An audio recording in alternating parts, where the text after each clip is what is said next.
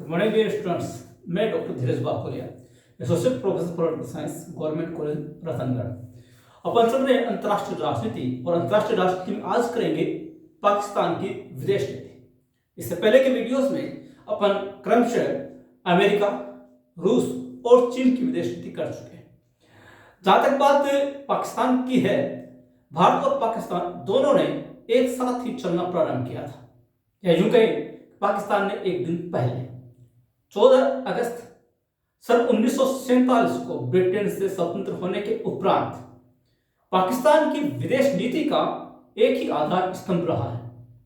आज 70 वर्ष से ज्यादा समय हो चुका है, और इन वर्षों में पाकिस्तान ने अगर कुछ किया है, उसकी विदेश नीति से कुछ उभर कर आया है, उसकी विदेश नीति का मौलिक उद्देश्य यदि कोई रहा है, अंतिम लक्ष्य यदि कोई रहा है, तो वह है सिर्फ और सिर्फ भारत विरोध।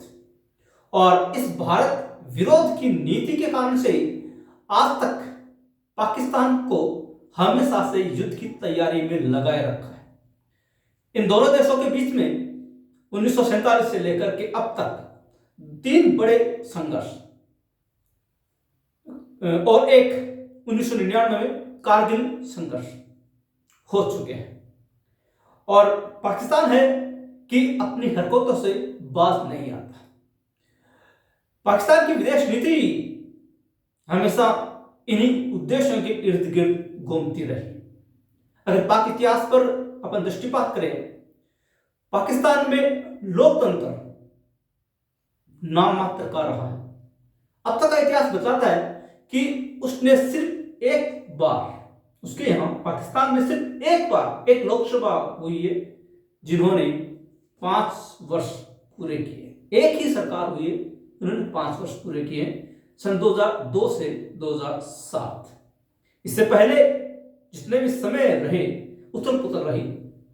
अगर लोकतांत्रिक सरकार सही तरीके से निर्वाचित होकर अपना पद ग्रहण करती, तो कुछ ही समय पश्चात सेना के द्वारा तख्ता पलट कर दिया जाता। यानी कि सैनिक तानाशाही, जनरल मार्शल लॉ, प्रशासक, राष्ट्रपति शासन, इस प्रकार की चीजें पाकिस्तान में हमेशा होती रहती है, और आज भी उथल पुथल चल ही रही है। इसका एक बड़ा कारण पाकिस्तान के नीति निर्माण में, पाकिस्तान की सरकार के संचालन में, पाक राजनीतिक व्यवस्था में सबसे बड़ा हस्तक्षेप है तो वह सेना का। और इसी कारण से इस प्रकार की समस्याएं आती रहती है, निरंतर जारी है। सेना का दबाव पाक सरकार पर हमेशा बना रहता है। इसका कारण यह है कि सेना ये चाहती है कि पाकिस्तान की सरकार रक्षा पर ज्यादा से ज्यादा खर्च करती रहे, हथियारों पर खर्च करती रहे, ताकि वो भारत के साथ अपनी दुश्मनी को सही प्रकार से अंजाम दे सके। और 1947 से लेकर आज तक इसी उद्देश्य की प्राप्ति के लिए पाकिस्तान कभी अमेरिका का पिछलग्गू बनने की कोशिश करता है, तो कभी चीन की गोद में जाकर बैठता है। पाकिस्तान की इन्हीं हरकतों से 1971 में पाकिस्तान का विभाजन भी हो चुका है। 1971 में एक और नया स्वतंत्र राज्य पाक से टूटकर बना बांग्लादेश। और अगर यही हालात रहे तो वो दिन भी शायद दूर नहीं जब पाकिस्तान और भी अनेक टुकड़ों में विभाजित हो जाए। आज भी पाकिस्तान में जगह जगह इसी प्रकार के विरोध के स्वर देखे जा सकते हैं, आंदोलन देखे जा सकते हैं।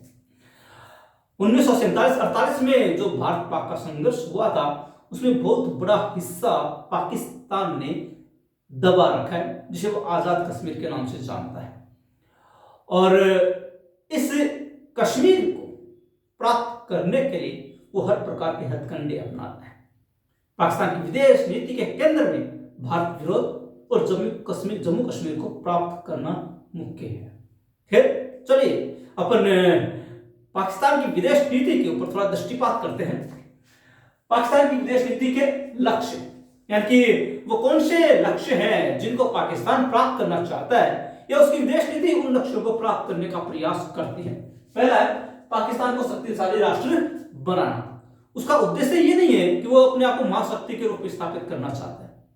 उसका उद्देश्य ये भी नहीं है कि वो अपने आप को एशिया में महाशक्ति के रूप में बनाए रखना चाहता है, बल्कि उसका उद्देश्य सिर्फ इतना है कि वो भारत की अपेक्षा अपने आप को शक्तिशाली बनाना चाहता है, क्योंकि उसका संघर्ष, उसका लेना देना, उसका मतलब, उसका निहित स्वार्थ अगर किसी राज्य के साथ जुड़ा हुआ है तो वो है भारत। इसलिए पाकिस्तान की विदेश नीति का एक प्रमुख लक्ष्य है अपने आप को भारत की अपेक्षा ज्यादा शक्तिशाली बनाना। इसके लिए अमेरिका, चाइना जैसे देशों के साथ अलग अलग समय में अलग अलग प्रकार के संबंधों को स्थापित करना, अमेरिका को, चाइना को अपने सैनिक अड्डे इस्तेमाल करने की अनुमति देना, उनसे हथियार, अस्त्र शस्त्र प्राप्त करना, और एक बहुत महत्वपूर्ण जो शीत युद्ध की राजनीति के दौरान चला था, सैनिक गुटों में शामिल होना। पाकिस्तान शीटो और सेंटो दोनों का सदस्य इसीलिए बना ताकि वो भारत पर बढ़त प्राप्त कर सके, और अगर दोनों के बीच में कभी संघर्ष हो तो शीटो और सेंटो के सदस्य होने के नाते अमेरिका उनकी मदद के लिए आ सके। इसलिए सबसे पहला लक्ष्य पाकिस्तान की विदेश नीति का यही है कि वो अपने आप को भारत की अपेक्षा ज्यादा शक्तिशाली बनाना चाहता है। दूसरा, भारत की घेराबंदी करना, यानी चारों तरफ से भारत को घेर लेना, या इस प्रकार की स्थितियां पैदा कर देना कि भारत उसकी घेराबंदी में आ जाए, और इसीलिए अमेरिका के साथ उसने संबंध स्थापित किए। अगर हम वर्तमान संबंधों की बात नहीं करें, पीछे के समय में जाएं, तो यह दिग्गज बात है कि अमेरिका और पाकिस्तान के संबंध बहुत गहरे बैठे हुए थे, और इसका कारण यह भी था कि भारत गुटनिरपेक्ष राष्ट्र था, जबकि पाकिस्तान गुटों में शामिल था, सैनिक गुट का सदस्य भी था। इसका एक कारण यह भी था कि भारत के संबंध सोवियत संघ से अच्छे थे, अमेरिका के साथ वो शामिल नहीं होना चाहता था, जुड़ना नहीं चाहता था, और इसी का फायदा उठाने के लिए अमेरिका और पश्चिमी गुट ने पाकिस्तान को आगे कर दिया। पाकिस्तान के कंधे पर रखकर उन्होंने बंदूक चलाने की कोशिश की थी। इसलिए पाकिस्तान और अमेरिका और वर्तमान चीन के साथ मिलकर पाकिस्तान भारत को घेरने की कोशिश करता रहा। ऊपर से वो ये चाहता है कि चीन और स्वयं पाकिस्तान, और नीचे यानी दक्षिण में वो चाहता है कि अमेरिका भारत को घेरकर इस प्रकार की घेराबंदी करे कि भारत मजबूर होकर रह जाए। इसलिए उसकी विदेश नीति का एक लक्ष्य ये भी है कि वो लगातार निरंतर अपने प्रयास के माध्यम से भारत को घेर कर रखना चाहता है। अगला, जम्मू कश्मीर को प्राप्त करना उसका अंतिम लक्ष्य है। वो ये चाहता है कि जम्मू कश्मीर, चूंकि हम उसके इतिहास को अच्छी तरह से जानते हैं, और विशेष रूप से अपन इसके बारे में जब भारत पाक संबंध करेंगे तब इसके बारे में और विशेष बात करेंगे। इतना तय है कि 1947 में जब भारत का विभाजन हुआ था, तब जो देशी रियासतों की स्थिति थी, जम्मू कश्मीर की स्थिति कुछ अलग प्रकार की थी, दोनों के बॉर्डर पर था। जम्मू कश्मीर के महाराजा ने अब तक किसी प्रकार का निर्णय नहीं लिया था, और किसी दौरान पाकिस्तान की सरकार ने, पाकिस्तान की सेना ने कबायलियों के माध्यम से जम्मू कश्मीर पर आक्रमण कर दिया। जम्मू कश्मीर के महाराजा ने भारत विलय पर हस्ताक्षर कर दिए, और दोनों के बीच में संघर्ष शुरू हो गया। जहां युद्ध विराम हुआ था, आज उसी जगह, उसी रेखा को हम एलओसी कहते हैं, और उसमें काफी भाग पाकिस्तान ने उसी समय से अपने कब्जे में ले रखा है, जिसे हम पीओके कहते हैं, पाक ऑक्यूपाइड कश्मीर, पाक अधिकृत कश्मीर। और इस पूरे कश्मीर को प्राप्त करना पाकिस्तान का अंतिम लक्ष्य है। वो चाहता है कि पूरा का पूरा जम्मू कश्मीर उसका हिस्सा होना चाहिए। इसके लिए वो हमेशा से ही प्रयास करता रहा है, चाहे किसी भी देश के साथ उसने कैसे भी संबंध बनाए हो, चाहे अमेरिका का पिछलग्गू बना हो, चाहे वो जर्मनी के पक्ष में झुका हो, चाहे वो चीन की गोद में जाकर बैठा हो, या इस्लामिक राष्ट्रों की खुशामद करता हो, इनका एक ही लक्ष्य, एक ही ध्येय है कि वो इन सब के पीछे जम्मू कश्मीर को हथियाना चाहता है, इन राज्यों का समर्थन चाहता है, ताकि जम्मू कश्मीर को वो हासिल कर सके। इसलिए पाकिस्तान की विदेश नीति का एक लक्ष्य है कि जम्मू कश्मीर को प्राप्त करना। अगला है इस्लामिक राष्ट्रों का नेतृत्व करना। अगर हम विश्व समुदाय की बात करें तो बहुत से राज्य, विशेष रूप से एशिया महाद्वीप में बहुत से राज्य इस्लामिक राष्ट्र हैं। इस्लामिक राष्ट्र होने के नाते पाकिस्तान ये चाहता है कि वो इस्लामिक राष्ट्रों का नेतृत्व करे। जो इनके संगठन बने हुए, उस संगठनों में भी पाकिस्तान हमेशा हर बार जम्मू कश्मीर का भारत विरोध का मुद्दा उठाता रहा है। हालांकि वहां पर इसकी दाल नहीं गलती, लेकिन फिर भी यह कोशिश करता है कि वो इस्लामिक राष्ट्रों का नेतृत्व कर सके। जो भी सम्मेलन हुए उन सम्मेलनों में हमेशा ही इस्लामिक राष्ट्रों ने पाकिस्तान को लताड़ा भी है। उसको ये यहां तक भी चेतावनी दी है कि द्विपक्षीय मुद्दे इस मंच पर नहीं उठाए, लेकिन फिर भी पाकिस्तान अपनी हरकतों से बाज नहीं आता। हालांकि इस्लामिक राष्ट्रों का जो संगठन है उन्होंने कभी भी पाकिस्तान को इतनी तवज्जो, इतना महत्व नहीं दिया, फिर भी वो ये कोशिश करता है कि वो इस्लामिक राष्ट्रों के नेता के रूप में उभरे और इनके माध्यम से इनको साथ लेकर वो भारत को घेरने की कोशिश कर सके। इसका कारण ये भी है कि भारत में भी बहुत बड़ी संख्या में इस्लामिक या मुस्लिम समुदाय बसता है और वो इनकी भावनाओं को भड़काने की कोशिशें करता है और इसी कारण से इसी चीज का फायदा उठाकर पाकिस्तान भारत के सामने कई प्रकार की समस्याएं खड़ी करने की कोशिशें करता है। तो पाकिस्तान की विदेश नीति का एक लक्ष्य ये भी है कि वो इस्लामिक राष्ट्रों का नेतृत्व विश्व समुदाय या विश्व स्तर पर कर सके। अगला है पाक के आर्थिक हितों का संवर्धन। हमें भली भांति जानते हैं कि पाकिस्तान की आर्थिक स्थिति अच्छी नहीं है। 1947 से लेकर के आज तक भारत ने अपने विकास के प्रतिमान स्थापित किए।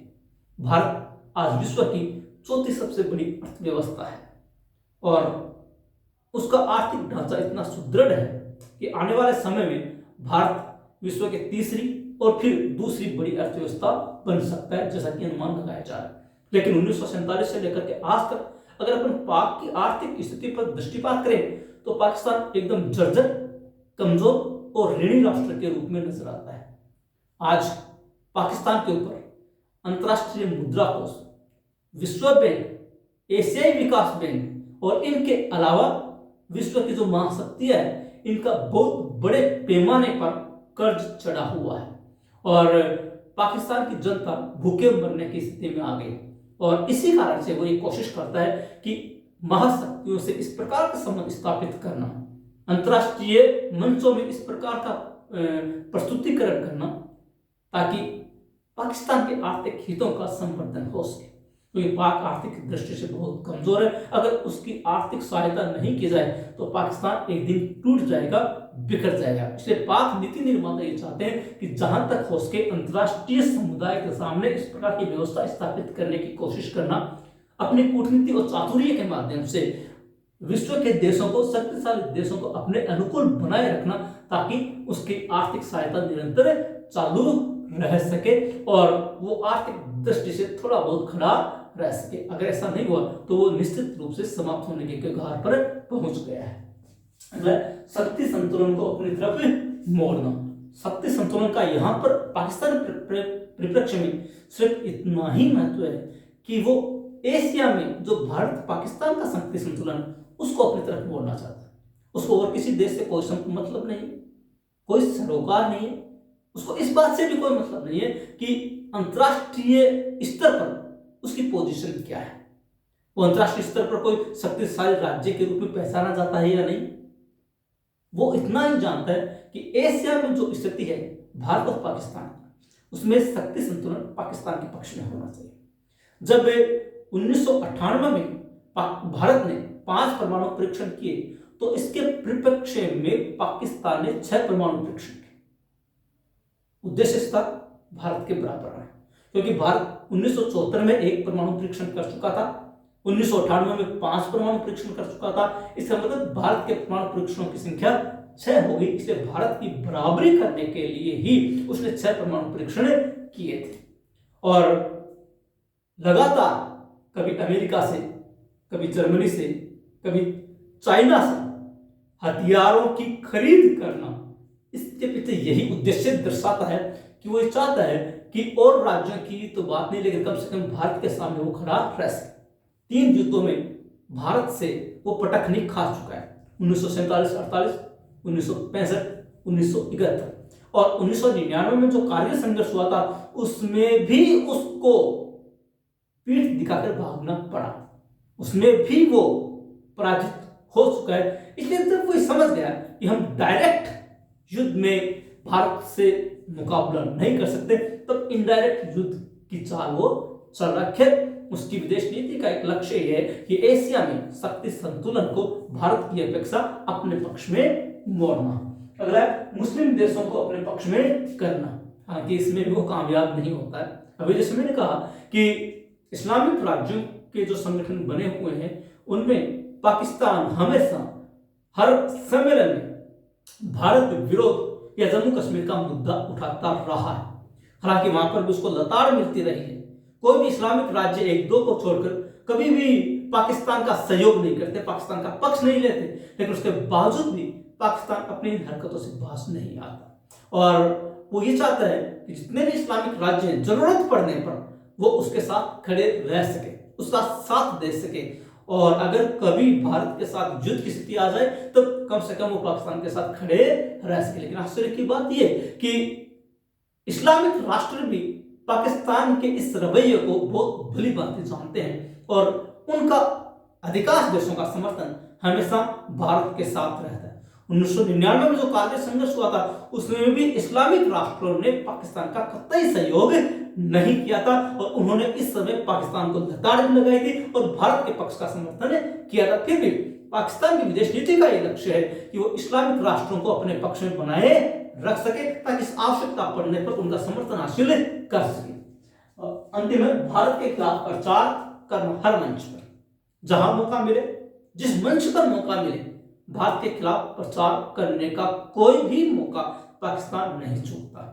चाहे संयुक्त राष्ट्र का मंच हो, चाहे गुटनिरपेक्ष आंदोलन का मंच हो, चाहे सार्क सम्मेलन हो, चाहे और किसी भी प्रकार का संगठन, किसी भी प्रकार का सम्मेलन, चाहे अंतर्राष्ट्रीय कोई भी कार्य, हमेशा पाकिस्तान ने भारत के खिलाफ प्रचार किया है, हमेशा जहर उगला और कोशिश यही करता है अंतर्राष्ट्रीय समुदाय के सामने कि भारत को नीचा दिखाया जा सके। लेकिन अंतर्राष्ट्रीय समुदाय भी पाकिस्तान की इस चालाकी को काफी लंबे समय से देखता आ रहा है, इसलिए वो भी पहचानता है कि आखिरकार पाकिस्तान चाहता क्या है। इसलिए कोई भी राज्य विश्व समुदाय में पाकिस्तान की इन हरकतों को कभी भी महत्व नहीं देता, फिर भी वो कोशिश करता है कि जहां तक हो सके पाकिस्तान भारत के खिलाफ जहर उगल सके और उसके खिलाफ प्रचार कर सके।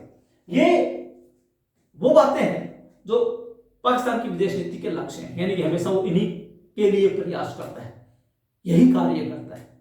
उसके विदेश नीति निर्माता भी, उसके नीति संचालक भी, उसके कूटनीतिज्ञ भी अंतर्राष्ट्रीय समुदाय के सामने इस प्रकार के लक्ष्यों को प्राप्त करने का प्रयास करते रहे हैं। अगला बिंदु है पाकिस्तान विदेश नीति की प्रमुख विशेषताएं। 1947 से लेकर के अब तक ये जो पिछले 73 सालों का इतिहास है, हम इस 73 साल के इतिहास पर दृष्टिपात करते हुए जानने की कोशिश करेंगे कि पाकिस्तान की विदेश नीति की अब तक मुख्य रूप से क्या विशेषताएं उभर कर सामने आई। जिस प्रकार से उसने अंतर्राष्ट्रीय समुदाय में कदम रखा, जिस प्रकार से उसने दूसरे देशों के साथ संबंध स्थापित किए, जिस प्रकार से उसने कार्य और व्यवहार किया, उसी आधार पर हम उसकी विदेश नीति की मोटी मोटी विशेषताओं को सामने रखेंगे। पहला है भारत विरोध, पहला ही नहीं बल्कि आखिरी एक ही है उसकी विदेश नीति का आधार स्तंभ, लक्ष्य, उद्देश्य, विशेषता, प्रमुख ध्येय भारत विरोध।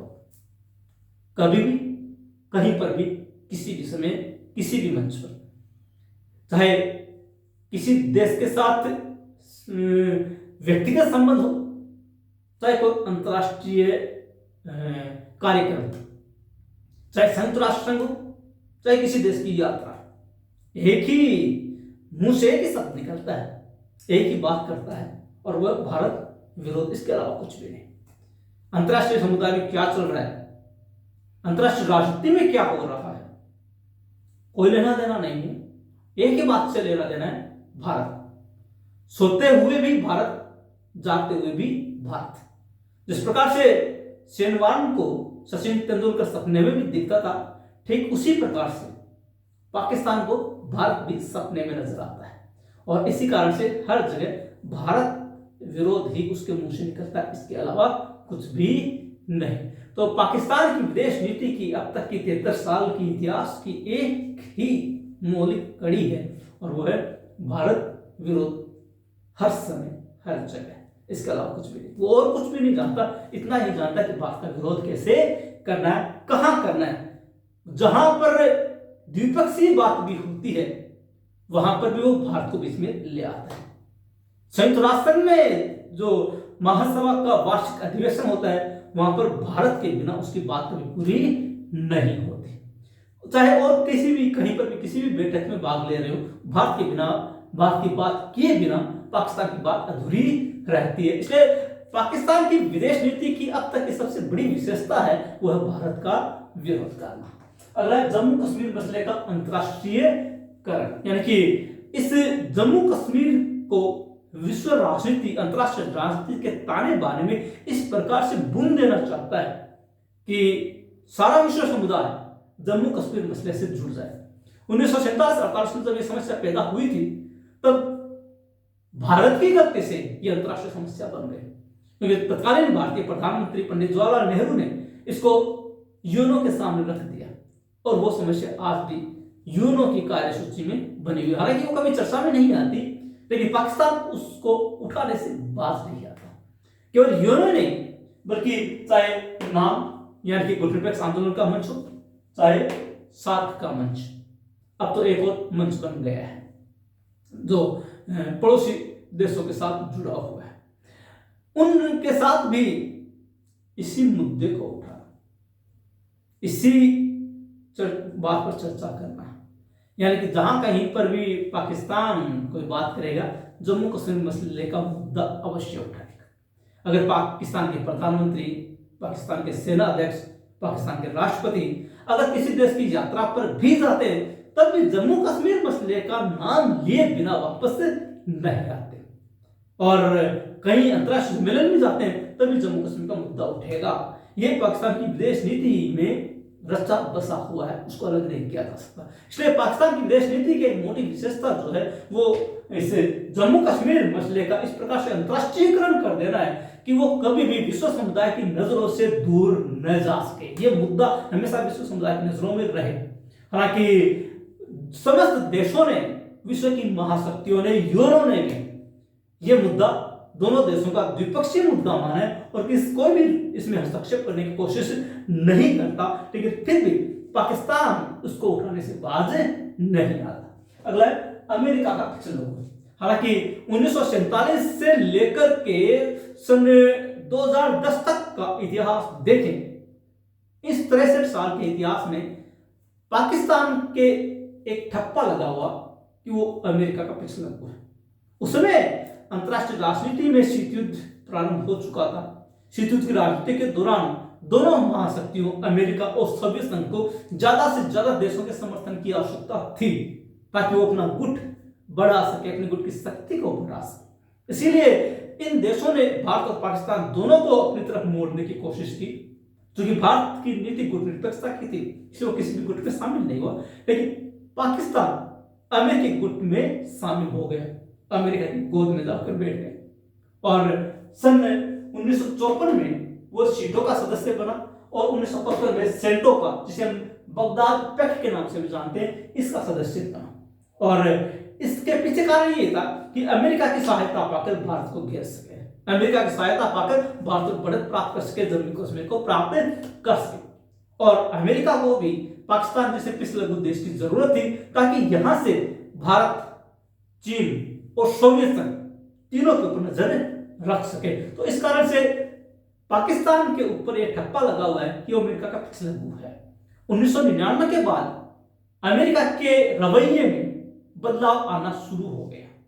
जब बिल क्लिंटन अमेरिका के राष्ट्रपति हुआ करते थे, तब से लेकर के अब तक अमेरिकी नीति में बहुत बड़ा परिवर्तन आया है।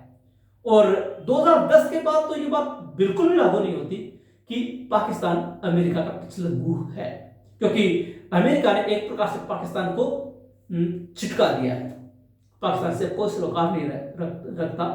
एशिया में अगर अमेरिका का कोई सहयोगी है तो भारत और जापान है, पाकिस्तान का कहीं नाम नहीं आता। और इसी कारण से पाकिस्तान धीरे धीरे समय के साथ अमेरिका से छिटकर चीन की गोद में जाकर बैठ गया। उसको तो एक शक्ति की जरूरत होती है, एक महाशक्ति का साथ चाहिए होता है ताकि भारत पर दबाव बनाए रख सके। पहले अमेरिका था, अब वो चीन को इस्तेमाल करने में लगा हुआ है। इसलिए चीन को अपना बहुत बड़ा भूभाग भी उसने दे रखा है, आजाद कश्मीर का हिस्सा भी उसने दे रखा है ताकि भारत को मतलब कटघरे में खड़ा किया जा सके। खैर पाकिस्तान की विदेश नीति में एक चीज जो उभर कर आई है अब तक है, उसमें अमेरिका का पिछलन होना रहा है, लेकिन वर्तमान परिप्रेक्ष्य में ये बात उसके ऊपर 100% सटीक नहीं बैठती, ये बात वर्तमान में लागू नहीं होती। शस्त्रीकरण की नीति, उसने हमेशा से ही अपने आप को शस्त्रों के माध्यम से ज्यादा शक्तिशाली बनाने की कोशिश की। अभी जैसे मैंने बताया आपको कि 1998 में जब भारत ने परमाणु परीक्षण किए थे, उसके मुकाबले में पाकिस्तान ने 6 परमाणु परीक्षण करके भारत के साथ समानता के आधार बराबरी पर खड़े रहने की कोशिश की थी। अमेरिका से, जर्मनी से, चीन से और यहाँ तक कि पूर्वी सोवियत संघ से भी उसने बहुत बड़ी मात्रा में हथियार भी खरीदे। इन हथियारों को खरीदने के पीछे उद्देश्य यही था कि वो भारत के मुकाबले अपना शस्त्रीकरण इस प्रकार से कर सके कि आवश्यकता पड़ने पर भारत का मुकाबला कर सके। हालांकि वो भली बात जानता है कि 3 युद्धों में लगातार उसको भारत से हार मिल चुकी है, मात मिल चुकी है। 1947-48, 1965, 1971, और इन तीनों युद्धों में पराजित होने के पश्चात उसने एक अलग तरीका अपनाया, अप्रत्यक्ष युद्ध का, आतंकवादियों के माध्यम से भारत को अस्थिर करने का प्रयास। इसके लिए भी शस्त्रीकरण उसके लिए जरूरी था। आज भी वो लगातार अपना शस्त्रीकरण बढ़ाता ही जा रहा है, नए नए हथियारों की खरीद करता ही जा रहा है। सेना की बहुत बड़ी भूमिका रहती है, सेना का बहुत बड़ा दबाव रहता है, इसलिए पाकिस्तान की सरकार सेना के दबाव के आगे झुकते हुए वही करती है जो सेना चाहता है। इसलिए पाकिस्तान की विदेश नीति का एक जो और बात उभर कर सामने आई है वो है लगातार और निरंतर शस्त्रीकरण को बढ़ावा देना। अगर इस्लामिक आधार उसकी विदेश नीति का, उसकी राजनीतिक व्यवस्था का और उसकी सामाजिक व्यवस्था का एक ही आधार है, वो है इस्लामी। कभी पाकिस्तान के प्रधानमंत्री नवाज शरीफ कहा करते थे कि पाकिस्तान की सामाजिक और राजनीतिक व्यवस्था का आधार इस्लाम होगा, सुन्नी और शरीयत जो कानून है वहां के, वो उसका मोटा आधार होगा और उसी के आधार पर पाकिस्तान की संपूर्ण व्यवस्था का संचालन किया जाए। कभी किसी समय में जुल्फिकार अली भुट्टो जो पाकिस्तान के प्रधानमंत्री हुआ करते थे, उन्होंने भी इस्लामिक बम बनाने की बात कही थी। इसका मतलब पाकिस्तान की राजनीतिक व्यवस्था में और सामाजिक व्यवस्था में अगर कोई चीज छाई हुई है जो उसकी विदेश नीति को भी प्रभावित करती है, जो उसकी आंतरिक नीति को भी प्रभावित करती है, जो दूसरे देशों के साथ संबंधों को भी स्थापित करती है या प्रभावित करने की कोशिश करती है, तो वो है इस्लामिक। क्योंकि भारत भी एक बहुत बड़ी मात्रा में मुस्लिम लोगों को या मुस्लिम समुदायों को रखता है, यहाँ पर बहुत बड़ी मात्रा में मुस्लिम समुदाय बसते हैं। पाकिस्तान ये सोचता है कि इन लोगों को प्रभावित करके, इन पर अपना प्रभाव स्थापित करके, इनको बरगला कर वो भारत विरोध में कामयाब हो जाए, लेकिन आज तक ऐसा नहीं हो पाया। फिर भी उसकी कोशिश ये रहती है कि इस इस्लामिक मुद्दे के आधार पर भावनाओं को भड़काया जा सके। और अगला है सेना की भूमिका। सबसे महत्वपूर्ण भूमिका सेना की रही। उसकी विदेश नीति अगर अप्रत्यक्ष रूप से ये कहा जाए कि सेना के हाथ में, तब भी गलत नहीं होगा। चाहे नीति निर्माता कोई भी रहे हो, चाहे राष्ट्रपति कोई भी रहा हो, प्रधानमंत्री कोई भी रहा हो, विदेश मंत्री भी कोई भी रहा हो, वो वही करता है, वही सोचता है, वही बोलता है जो सेना चाहती है। सेना की इच्छा के बिना पाकिस्तान में कम से कम विदेश नीति के परिप्रेक्ष्य में कुछ भी नहीं होता।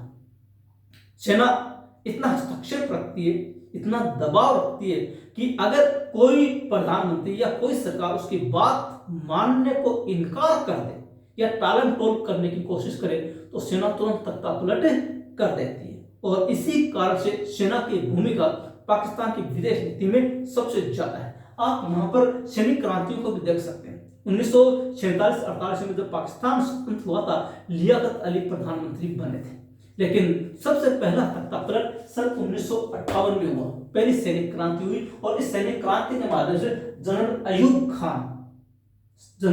खान तानाशाह सम्राट बन गए। वहां पर मार्शल लॉ लागू कर दिया गया और सैनिक तानाशाही की स्थापना हो गई।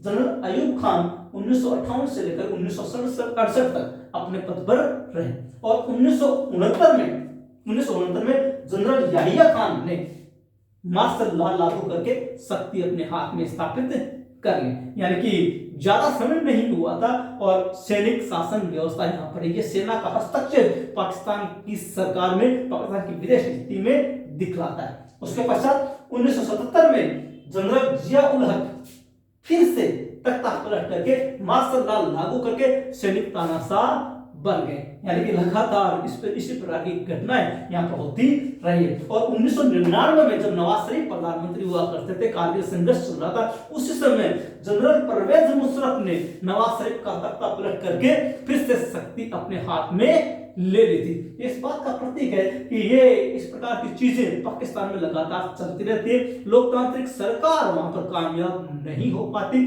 प्राय सैनिक शक्ति के द्वारा तख्ता पलट घटनाएं आम बात है। ये इस बात का प्रतीक है कि पाकिस्तान की विदेश नीति में सेना की भूमिका इस कदर छाई हुई है।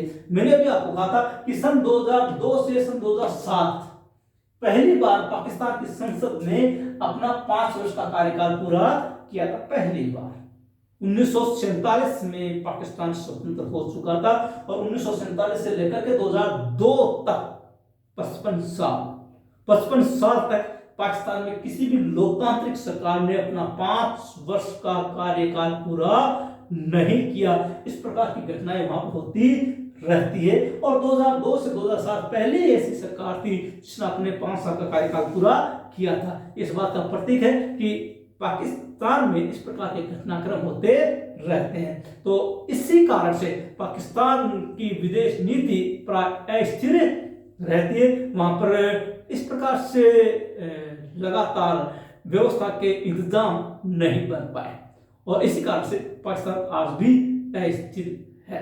खैर, यह है पाकिस्तान की मोटी विदेश नीति। सबसे अहम बात, पाकिस्तान विदेश नीति अगर किसी चीज पर निर्भर है तो वह सिर्फ और सिर्फ भारत। उसके माइंड में, उसके दिमाग में हमेशा एक होवा रहता है और वो होवा है भारत का। क्योंकि भारत एक विशाल राज्य है, एक शक्तिशाली राज्य है, आर्थिक और तकनीकी दृष्टि से संपन्न राज्य है। इसलिए पाकिस्तान ये सब चीजें अखरती है। वो कोशिश करता है, वो नहीं चाहता कि भारत विकास के पथ पर आगे बढ़ता जाए, इसलिए वो टांग अड़ाने की कोशिश करता है, लेकिन इसमें वो कभी कामयाब नहीं हो पाता। और इसी बात को लेकर पाकिस्तान के शासक भी जनता से समर्थन प्राप्त कर लेते हैं। जनता के सामने भी वो इसी प्रकार का होवा रखते हैं भारत का, कि भारत के साथ युद्ध या भारत के साथ ये, भारत के साथ वो, और इसी प्रकार का माहौल बनाकर वो अपनी जनता पर पकड़ बनाए रखने की कोशिश भी करते हैं और जनता को बरगलाने की कोशिश करते हैं। और इसी कारण से अब तक ऐसा ही चल रहा है। खैर, पाकिस्तान की विदेश नीति अगर किसी चीज के इर्द गिर्द घूमती है तो है भारत के इर्द गिर्द, भारत का विरोध करना, जम्मू कश्मीर को प्राप्त करना, ये उसकी विदेश नीति के मोटे आधार स्तंभ है। तो यह है पाकिस्तान की विदेश नीति। अगर इसमें अभी तक कोई बात आपको समझ में नहीं आई हो तो आप कृपया कमेंट बॉक्स में जाकर लिखें। और अब तक आप चैनल को सब्सक्राइब नहीं किया तो कम से कम चैनल को सब्सक्राइब अवश्य कर ले। चलिए मिलते हैं अगले वीडियो में, तब तक के लिए धन्यवाद।